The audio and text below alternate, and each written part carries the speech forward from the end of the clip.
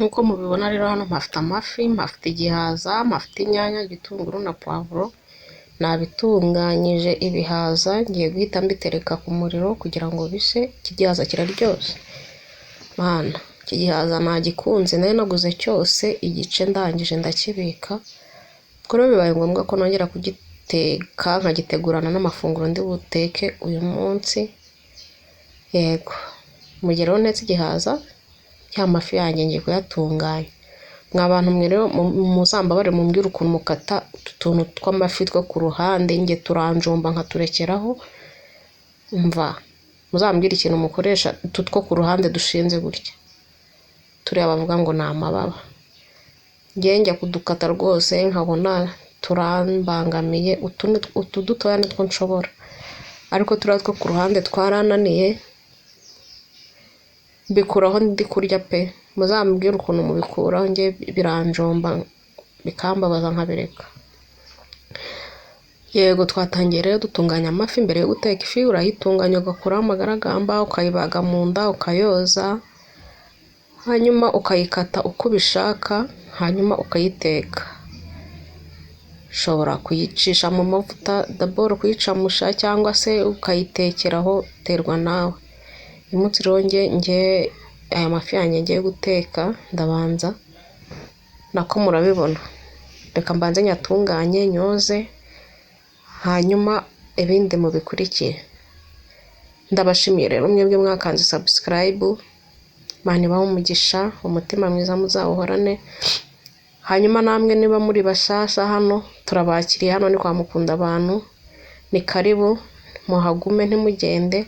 Kandi nimba mutarakanda subscribe muyikande, musharinga amavideo, nukuri muraba mutugiriye neza.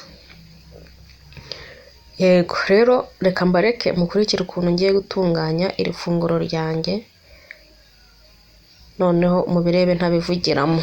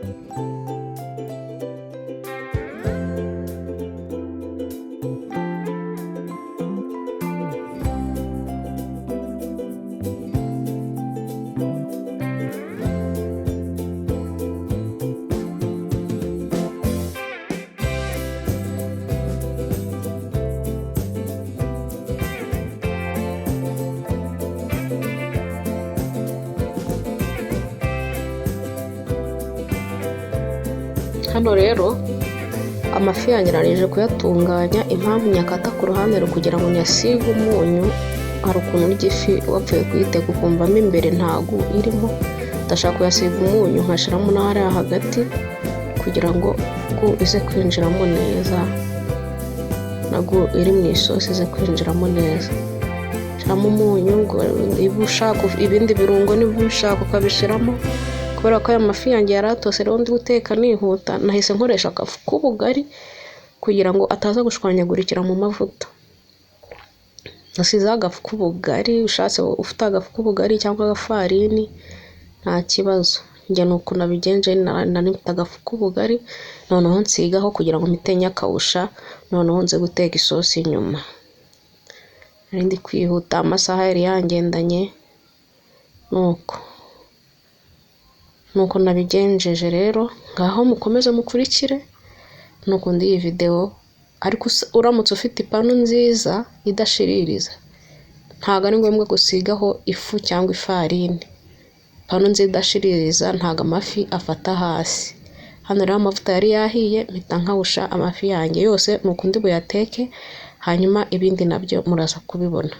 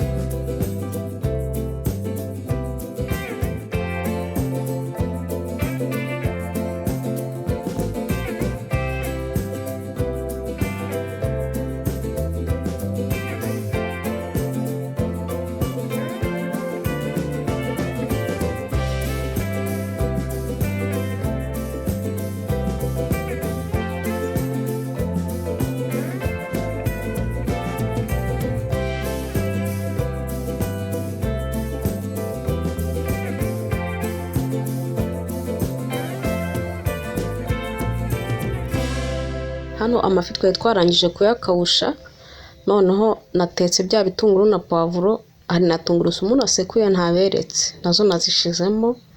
Hanyuma ndaza guhita nshiramo hari inyanya na blendinze, murazibuka. Yego, ifite akablenda bari sawa, inyanya ukaziblendinga, uzi kurya gasosi ukajya ukubitana n'ikinyanya cyanze gusa gishinyitse ukuntu. Umva, inyanya rero nazisutsemo, ndangije nyuza amazi muri ya jage yanjye ya blender kugira ngo inyanya zishiremo. Hanyuma hano icyo ukora, urapfundikira inyanya zigatogota zigasha neza. Nshizemo rero na sorwatomu kugira ngo nayo ize gushana nabyo, zigatogota zigasha neza. Uko zimaraho umwanya niko ya mazi agenda akama, hagasigara inyanya zonyine. Nuko rero navanze iyi sosi yanjye, kugira ngo wirinde kuyirya ari mbisi nyine urapfundikira bigatogota cyane amazi akaza gukama. Rero urabona ko nabikoranye na sorwatomu kugira ngo nayo ize gusa neza. Mwabibonye nshizemo n'akunyu kugira ngo bize kuba biryoshye, ndaza gushiramo n'akamagi. Umva ibyo ndi bushiremo byose murabibona, mwebwe mukomeze mukurikire.